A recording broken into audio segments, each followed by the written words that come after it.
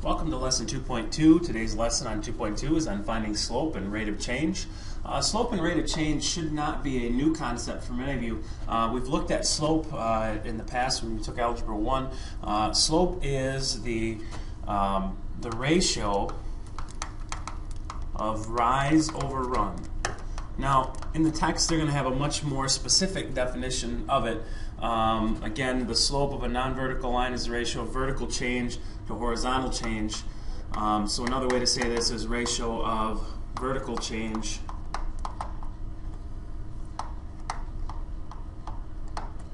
to horizontal change. But as we talk about vertical change and horizontal change, the vertical change of a line between 2 points, if we have some line here, the vertical change is the distance we went up, and the horizontal distance is the distance we went over, and so that's where we get our rise over run. Parallel lines are two lines that do not intersect.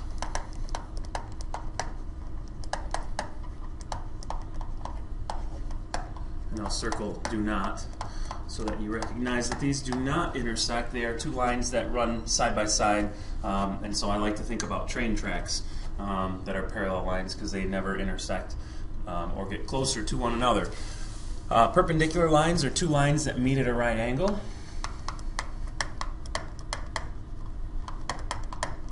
So I'm going to put two lines that intersect at 90 degrees.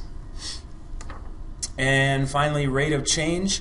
Another way to talk about rate of change is to simply talk about the slope. It's the rate at which how much one quantity changes. So I'm going to put one quantity change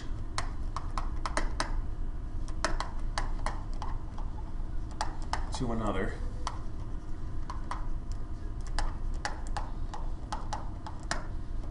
And I'm going to maybe preface this by saying the ratio of, there we go, ratio of one quantity change to another quantity. So rate of change would be, we talk about miles per hour is a good rate of change. And so basically, when we're asking you to calculate a rate of change, we're asking you to calculate a slope of the two variables involved in that scenario. All right, so let's get into some examples of slope then.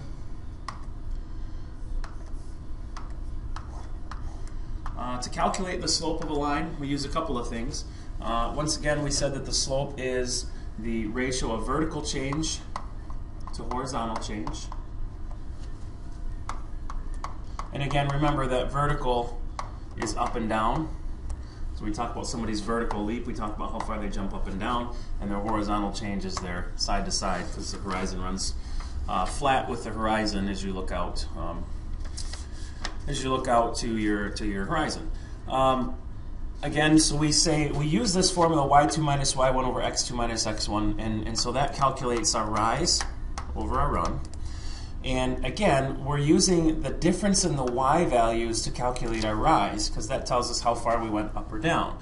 If we subtract the x values, that's going to tell us our difference in our x values, which tells us our run, how much we went side to side. So as you can see here, to go from this point x1, y1 to x2, y2, we had to go up however many units the difference between y1 and y2 are, and we had to go sideways the difference between x2 and x1. So those are just a couple ways we use to refer to slope. Again, from a mathematical perspective, we'll use this equation here. We'll use this equation to represent that mathematical computation, but typically when we're talking about slope, we're going to say that it's the ratio of rise to run. So let's try an example here where we actually have to calculate the slope. It says, what's the slope of the line passing through the points 1, 3, and 6, 7? And so arbitrarily, we let this point be x1, y1, and this one be x2, y2. It completely does not matter as long as you're consistent. I like to draw arrows with mine, so when I do y2 minus y1, I take the second y and I subtract the first y. So I'm going to do 7 take away 3. Once I do that, then that helps me to recognize that when I do the difference in x's, I'm going to do 6 take away 1. And again, if you went the other way with this, and I'll show you that in just a moment here, you're going to get the exact same answer no matter which way you go. So when I subtract the y values, 7 minus 3 is 4, 6 minus 1 is 5, and so my slope is 4/5. Now what if I went the other way? What if I called the first point x2, y2, and I call the second point x1, y1. So instead of doing 7 take away 3, instead now I'm going to do, let me write the points here, 1, 3, and 6, 7. What if instead this time I went 3 take away 7. 3 take away 7, because again we're taking the difference in the y values on the top, so it's y2 minus y1. And so if I go 3 take away 7, if I go this direction here, then on the bottom, then I have to do the exact same thing. I have to do 1 take away 6 on the bottom. And so on the top I get negative 4, on the bottom I get negative 5. Negative 4 divided by negative 5 is positive 4/5, and you'll see that we get the exact same slope. So the point is you can do it no matter which way you want. What you can't do here, guys, is you cannot do it this way. You can't go 7 minus 3 and then 1 minus 6. It doesn't fly that way. You've got to be consistent with which direction you're subtracting. All right, our next piece then is to classify some lines by their slope. All right, and so the slope of a line indicates whether the line rises from left to right or falls from left to right. And then we have a couple other options here too. Sometimes lines are horizontal and some lines are vertical. All right, so when we calculate the slope of a line that's positive, what I think about is I think about somebody riding a bicycle, and I am not an artist, so please bear with me here. So here's me going up a hill with a bicycle, and that's uphill, and so that is a positive slope. This individual is now riding downhill. As we go from left to right, we always read slope from left to right. So as we go left to right, we are going downhill now. It is okay if we wanted to ride a bike on this surface here. I think my pictures are getting worse. It's okay to ride on a hill that has zero slope. Okay, it's horizontal, and so a horizontal line has zero slope. And let's think about what that means. When we calculate our rise, how much does this line rise as we move from left to right? Well, the answer to that question is it doesn't rise at all. And so when I calculate my ratio of rise over run, the rise is 0, and the run is, well, really whatever, but it is running. It's got lots of run from side to side. It just has no rise. And so when I do 0 divided by something, I'm going to get 0, because again, 0 divided by anything is 0. And so a horizontal line has 0 slope. Now imagine you're riding your bicycle down this hill. And many of you guys can see very quickly here as you're trying to ride your bike down a vertical line here, you would very quickly be undefined. And so when we look at undefined slope, we're going to say now that, again, the ratio of rise over run, this line's got lots of rise. Okay, so there's some value y on top. But how far does this line run from side to side? And as you're looking at that, we don't go side to side at all. Like in this example here, we go down and over. In this example, we go up and over. But we do go over. Here, we do go over. In this line back here, we went over side to side quite a little bit. This one has no run because it's straight up and down. And so the run of that line is 0.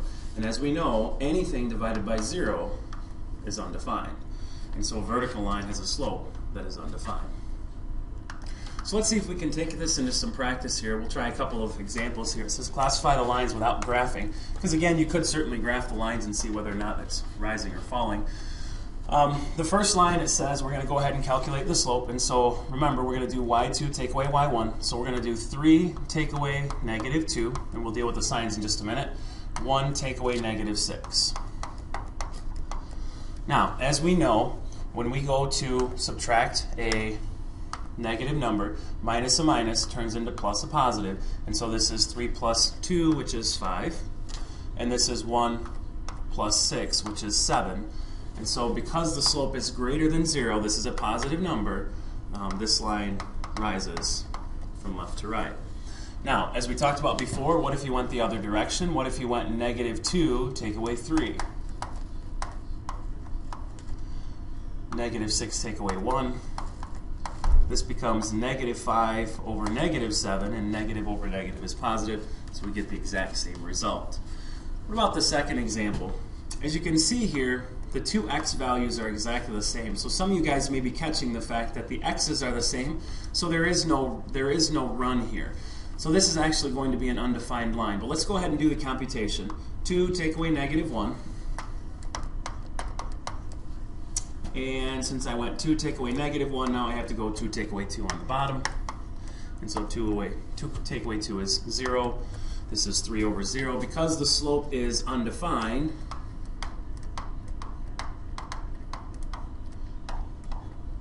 and again we use that symbol for undefined as 0 with a slash to it, the line is vertical. Alright, so that's an example of a line that has lots of rise but no run. And again, I know it says don't graph it, but let's think about what this picture looks like. The point 2, -1 is right there. The point 2, 2 is up here. And if I connect those two, that is a vertical line which has a slope that is undefined. Alright, so I want you to try the next two checkpoint problems. I know we've gone through a lot of material here, but a lot of this should be review. So go ahead and try these two checkpoint problems. Pause your video, give them a shot, and then come on back and let's go through them. Okay, so regardless of which way you went, if we went 9 take away 2, again, your slope is your rise over run. And so 9 take away 2 over 7 take away 4.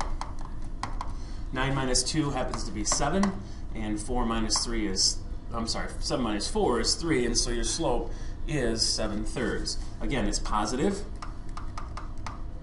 and so this line rises from left to right. So this is me riding my bicycle uphill, rising 7 and running 3. All right, what about the next example? The slope again is rise over run. When I go to calculate my rise, I do 4 take away 2. And on the bottom, I do 1 minus a -3. 1 minus -3. And go ahead and write that all out. Put parentheses around 1 minus -3. The negative is part of the number 3, and the formula says to subtract. So it's 1 take away -3. Now, 1 minus a minus, as we said before, minus a minus turns into plus. And so this minus a minus turns into plus a positive. 4 minus 2 is 2, and 1 plus 3 is 4. Now this is not in lowest terms, so we always reduce fractions. This is a half, and so this one also rises as we move from left to right. All right, the last thing that we have to talk about for this lesson is this idea of parallel and perpendicular. Lines that are parallel. It says consider two lines, two non-vertical lines, L1 and L2. So these are my two lines, line 1 and line 2.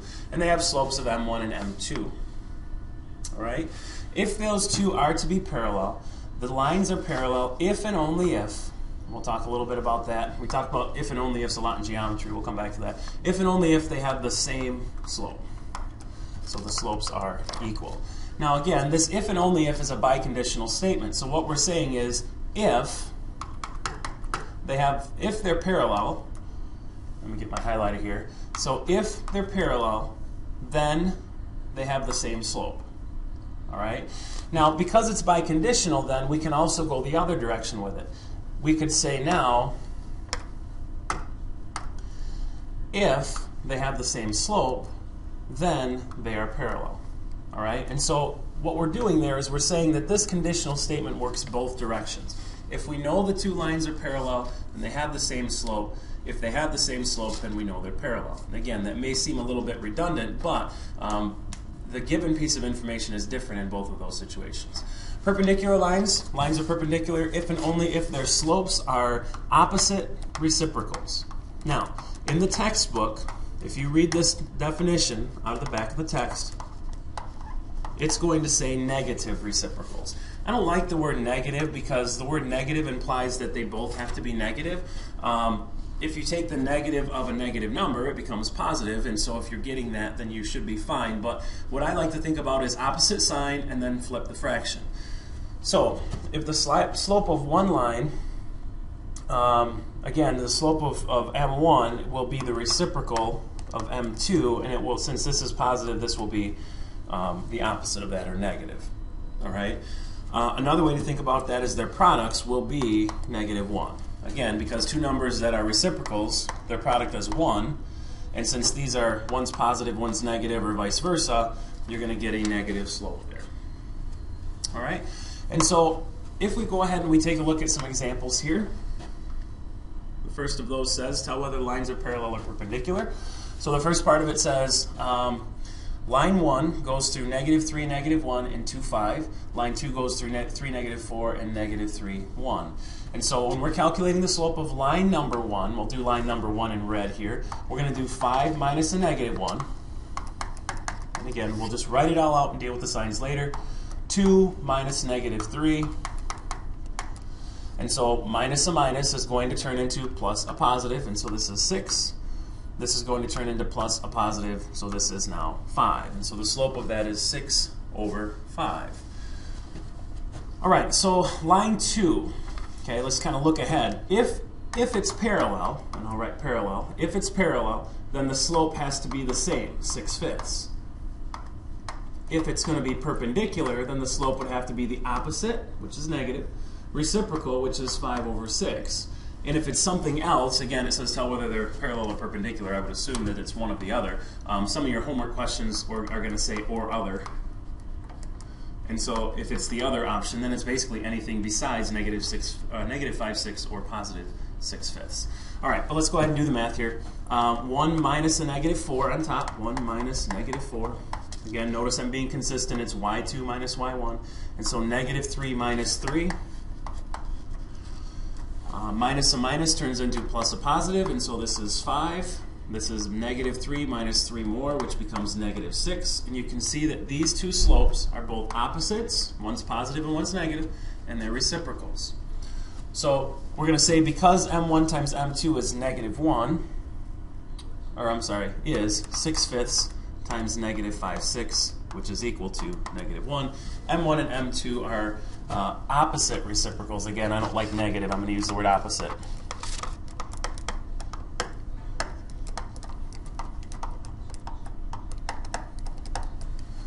They're opposite reciprocals of each other, so the lines are perpendicular. All right, so that's the gist of the lesson. We'll let you guys try this checkpoint problem, and then we'll go ahead and we'll check our answers. But try the checkpoint problem first. Before you stop your video, give this one a shot. All right, so line 1, to find the slope of line 1. Sorry about that. To find the slope of line 1, that's going to be y2 minus y1, so 4 minus 0, over 3 minus 1. And so this becomes 4 over 2, which is 2. So let's think a little bit ahead. If the slopes are going to be the same, if it's parallel, if the slope of line 2 is going to be parallel, that will have to be 2. If the slope of line 2 is perpendicular, it would have to be -1/2. It would have to be the opposite of positive, which is negative, and then the reciprocal of 2 becomes 1 over 2. All right, so let's go ahead and calculate this. This becomes 5 minus 6 over 22 minus 24. And so 5 minus 6 is -1. 22 minus 24 is -2. And so the slope is positive 1/2. Positive 1/2. So again, looking ahead at this, this is positive 2 for a slope. This is positive 1/2. So while they are reciprocals, they are not opposite reciprocals. In this case, the correct answer is neither. All right? In this case, the correct answer is neither because the slopes are not opposite signs. They are the exact same sign. So that concludes your lesson for lesson 2.2. Be prepared with questions for tomorrow.